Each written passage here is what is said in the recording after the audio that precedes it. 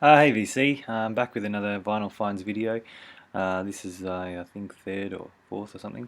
Yeah, thanks for the great responses I've had from the Aussie music or the Melbourne music vid. That's really great. I might look at doing something else along those lines as well. Maybe something for Sydney or something like that. Anyway.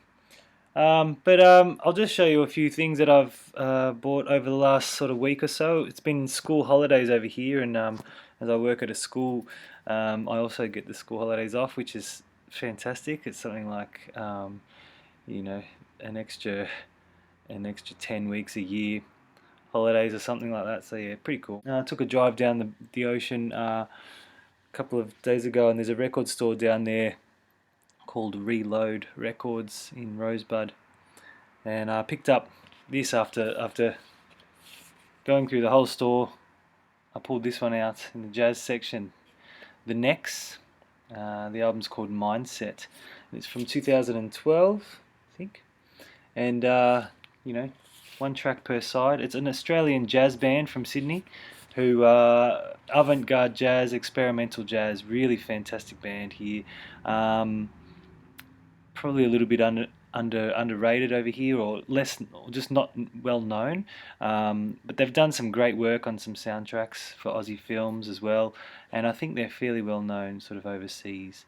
They've done some great stuff. They've put out probably about, I don't know, maybe 8 albums before this one.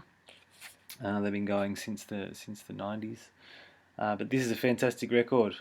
Mindset, yeah, wonderful stuff.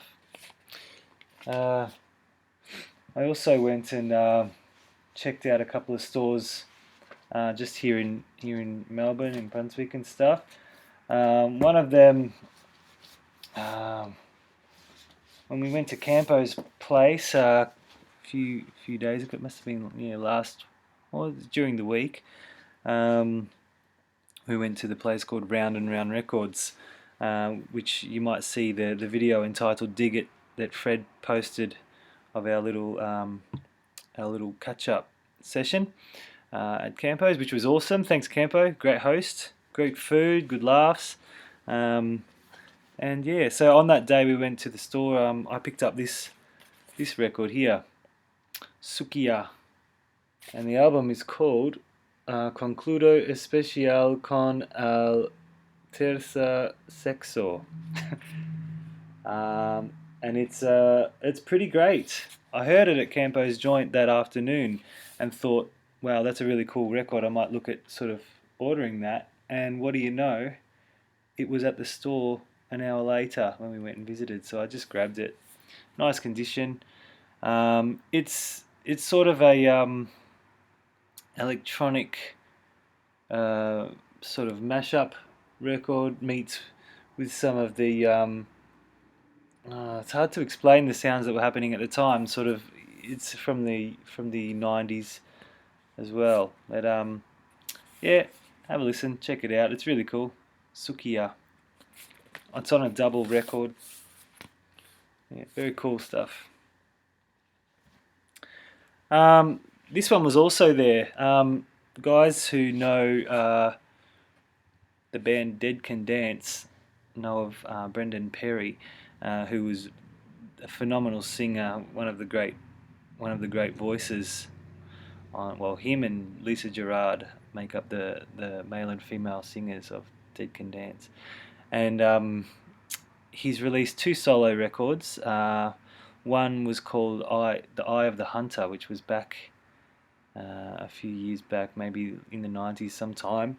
But just recently he's put out a new record called Arc, which in my opinion is just as good. It's very similar to, people who like Dead Can Dance will really enjoy this sort of stuff. Wonderful voice, great world music playing. It's over a double record again, but it's a beautiful press. Yeah, really nice record. I'm really glad to have this one. This is something that, it's one of those special albums that, you don't come across them very often. So I was rapt to find this and take it home. Arc, Brendan Perry. It's beautiful. Really awesome stuff. He's just got such an amazing voice. You know, if you like his voice, you'll like stuff on there. What else have I got? I went to another store not long ago and pulled out these for pretty cheap, and I was very surprised to see all these sort of records, because they're not stuff you see around very often. This is a band called from Glasgow, and it's a post-punk band from the early 80s.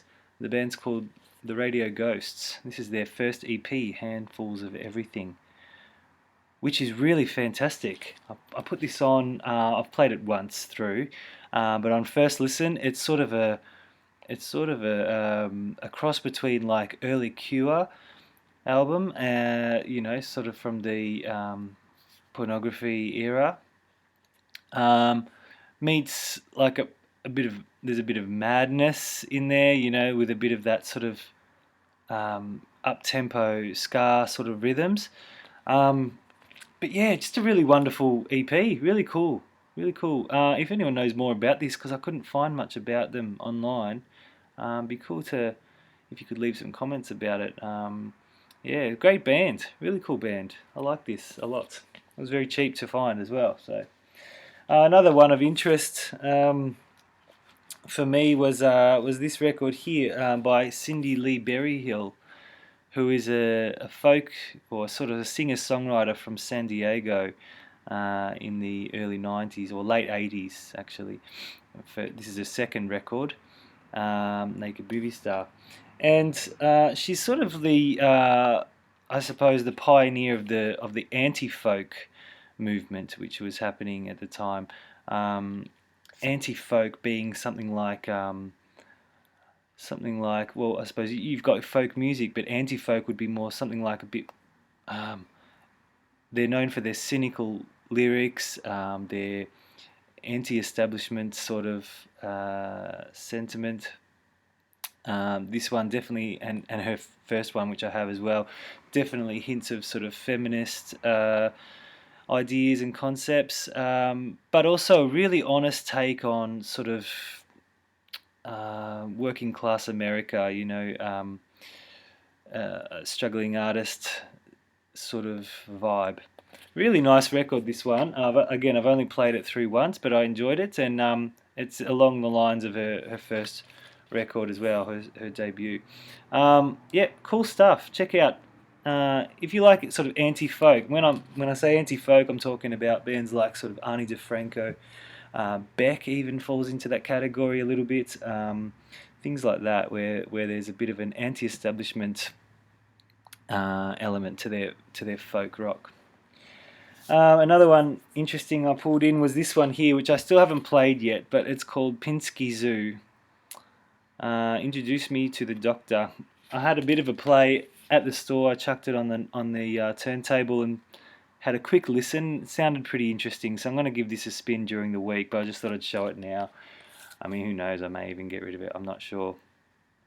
But yeah, interesting. 1981, Pinsky Zoo. It's sort of from some of the samples, sort of like a jazz meets, like a jazz fusion record, but there's this post-punk element of it too, you know, being released in the early 80s. It's got that real DIY sound about it, which I really like. From the same store, I picked up this one, which I'd been wanting for a while. We were talking about it the other day at the at Campo's joint. I think this is probably my preferred Beach House record, Bloom, which is their fourth. I think the one from the one previous to the last record they've just released. I also like Teen Dream as well, but I think this one's just a slightly more concise package, just a more interesting record here. So I picked that one up as well, but you guys probably know that one already. In the same store again, it's funny, when I did my Melbourne music videos, I showed a band called Venom P. Stinger, and I showed my copy of Meet My Friend Venom, which was a reissue, and I remember saying that to find OGs of that band were going to be pretty impossible, just due to the fact that they only press small numbers, and it was only like a small run, and you know, most of them probably were picked up by real collectors anyway. But however, I found this original pressing of their second record, What's Yours Is Mine, just the other day, which I was absolutely stoked to find. It's again, fantastic Aussie punk rock meets sort of post-punk. Great stuff. This is on Aberrant Records. If you can see,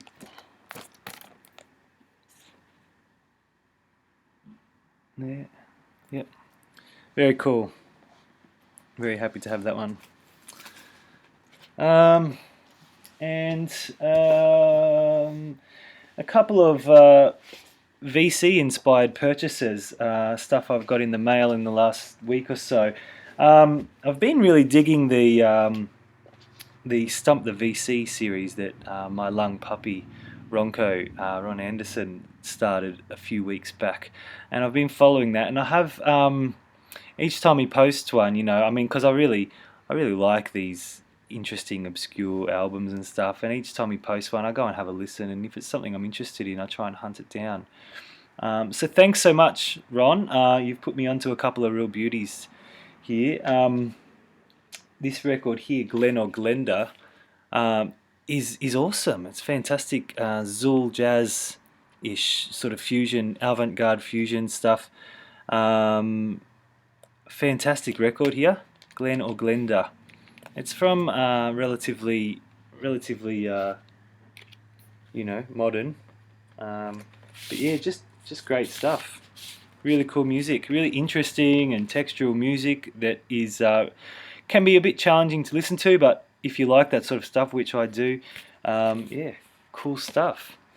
Another one which was talked about in those sessions a little bit was the Tuxedo Moon, which I finally picked up. It had been on my want list for quite a while after hearing it at Fred's place, and not only that, but just seeing it around online on certain things that I check out. But I finally got myself a copy based on some of the discussions that have been happening on the VC. So yeah, thanks again, guys, for those.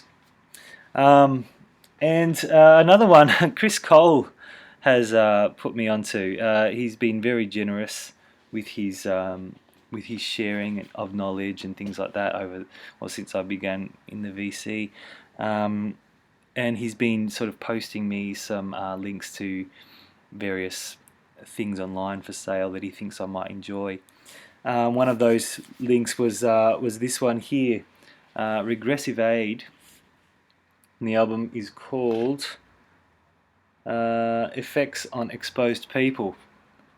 This is also a bit of an avant-garde, progressive, experimental meets post-punk record that just came in the mail this week. Absolutely awesome, Chris. Thank you so much for this. This is you nailed it. It was right up my alley.